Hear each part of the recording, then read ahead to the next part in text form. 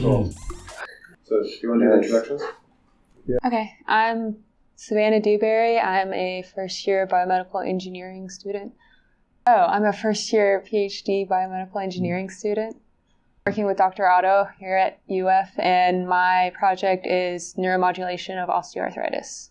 I'm Ian Malone. I'm a first-year electrical engineering student in Dr. Otto's lab, and I'm working with Dr. Paul Ryer, who's in the neuroscience department on a spinal cord stimulation project. I'm Lauren Lester. I'm going into my third year in my undergrad for electrical engineering, and I'm working with a PhD student in the lab, Elliot, on the pancreas project and looking at stimulation of the vagus nerve. Yeah, so the title of the paper is Long-Lasting Increase in Axonal Excitability After Epidurally Applied DC. Direct current. Yeah, direct current. The first author is Elżbieta Jankowska. And the basic idea is that epidurally applied DC can really increase the excitability of fibers within the dorsal columns. And the changes are activity independent, they develop within seconds, and they're long-lasting. Yeah, why is it significant? They said for pain management. Yeah, pain management. The increase in axonal excitability can help with pain management. So epidural stimulation, I guess on the dorsal columns, is used in techniques like pain management and to examine the plasticity, but you can only apply so much current epidurally because the patients don't tolerate it well. So this way you can get more axons stimulated with a smaller amount of current. If you polarize it, then you can stimulate more axons with a smaller amount of epidural current. Okay, so what was the experiment? What did they do? Yeah. So they had two electrodes that were epidural, so they're under the lamina in the spine, but on top of the dura. Then they compressed the dura a little bit, so it's touching or maybe almost touching the spinal cord. One of those electrodes provided a DC polarization, and the other one just a stimulation. And then they looked at different combinations of polarization period, stimulation timing, to see what effects the DC polarization had on the stimulation.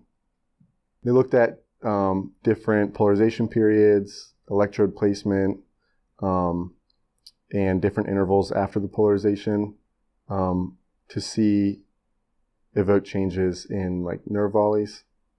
And how long those changes lasted. Mm-hmm. If you look at figure, what figure is this? I think, what figure? Figure 5. Figure 5? Yeah, figure. I know some of the changes went out to like 35 minutes. Yeah, so this is after 15 seconds of epidural polarization, they were seeing changes out to like 35 minutes. And then with different polarizations, like for longer alternating, they had it up to 60 minutes. So it seems like the cumulative duration of the polarization matters more than just it's because they did it for 5 on and then 5 off. Yeah. So it's the cumulative duration over time rather than just right beforehand. Mm-hmm. Basically, you're making the nerves more easily excitable, and it lasts for way longer. And it has a larger effect than they would have thought based on studies in what did they reference in the beginning? So they show that the increase in the excitability of the myelinated fibers in the dorsal columns is more potent than increases in excitability of the pre-terminal axonal branches of those fibers. So it matters more in the dorsal column than in the axonal branches. Yeah, I think the biggest idea was that it took less current for the stimulation to evoke a similar nerve volley. So if they're using like stimulation for like regeneration, it can help the patient with pain. Oh, the polarizing electrode has to be fairly close to the stimulating electrode for the effect to be seen. As you can see in figure 6b, if they're 100 microns apart, then you see an effect, but if they're at 500 microns, then you don't see a big difference from baseline. Talk about the indentation. Is the indentation like the indentation in your like? It's No. yeah, so like the electrode's under the bone, and then it's how far they push the dura down against the spinal cord. They just cut away the spinal cord in this, right? I mean, not the spinal cord, the bone. Yeah.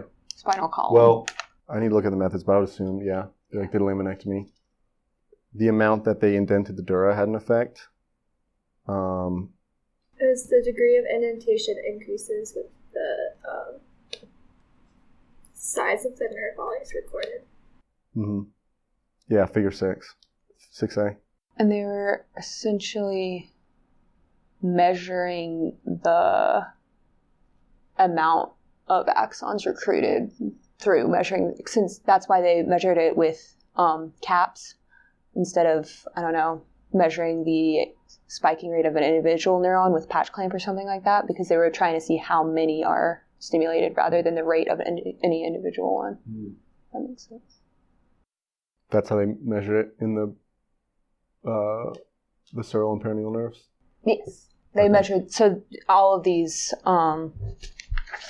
like in figure 1A, those are all compound action potentials, meaning they're coming from multiple axons. What do you think about this project, or what do you think about the paper? What could be some improvements?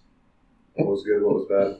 I thought they did a good job of especially the first figure of showing like a picture of how they did the experiment. The first figure B, it really helps me like understand it better. Mm-hmm. Yeah, like how the electrodes are set up, how they're indenting the dura.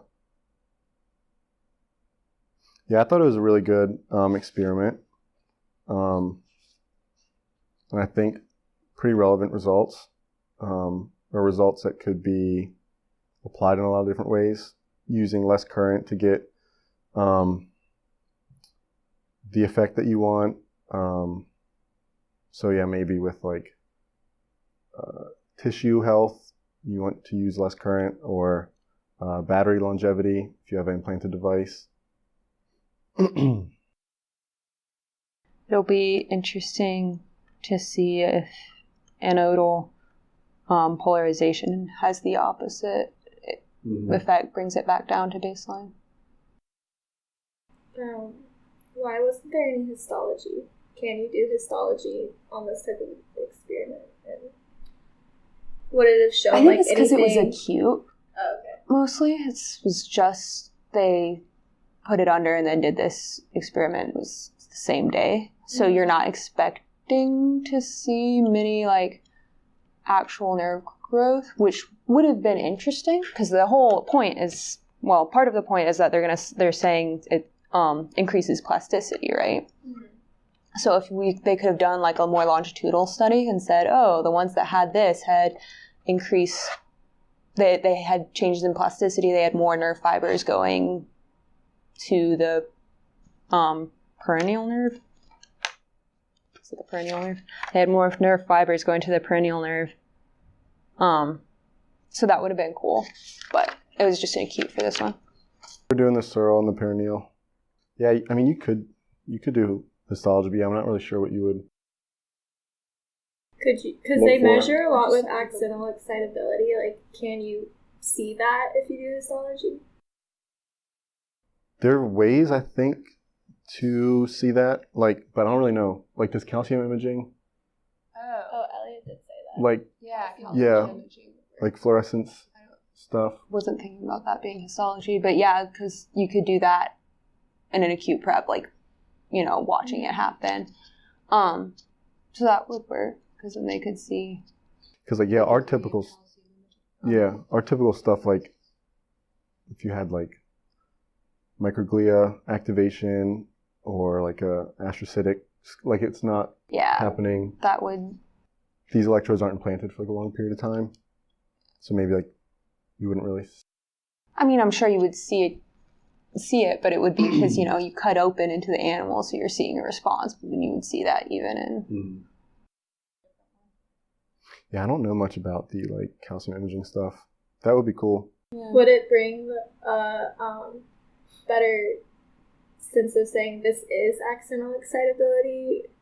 Could these be from something else other than polarization and the stimulation? Could it be any like type of artifact? Yeah, I'm not sure. In figure 4. So they measure it in the sensory nerves, right? So the idea is there's not going to be an artifact. So it's not going to be, it's antidromic. The stimulation is traveling antidromically, and it's only the stimulation that's going to be going that way rather than, I don't know, a natural sensation because, they're only sensory. There's nothing efferent in that nerve. So it should be only coming from their stimulus. Would it make it more, would it add any validation if you did histology, or is their measurements pretty, 100% this is what's happening? I mean, I feel like their data is pretty solid. The histology could just support it in terms of supporting the plasticity, effect. Calcium imaging is just going to say, oh, it's firing. Like you have a higher firing rate because it takes in calcium whenever you have neurotransmitters crossing the synapse. So measuring that electrically should be effective. I wish I knew more. Yeah. If you could interview us in our third year of grad school, you should only do this with third years. Don't do this with first years. It's fun. It'll be good, to see where you guys came from. Do you guys want to talk about scores? We score it based off the NIH system, and we score it in 5 different categories: the investigators, the environment, the approach to innovation, and the significance. And so a higher number is worse, and then a lower number is good. So scored from 1 to 9. 1 to 9. Yeah. Overall, we scored this paper really, really well. We scored it really well. We scored it really good. We scored this paper. So from 1 out of 9, you gave it 2 thumbs up. Thumbs up. Did a really good job. I like this paper. Any parting words? Eat your vegetables. Good job, guys. Do you want to do the clappy thing again? Yeah. Lauren's got it.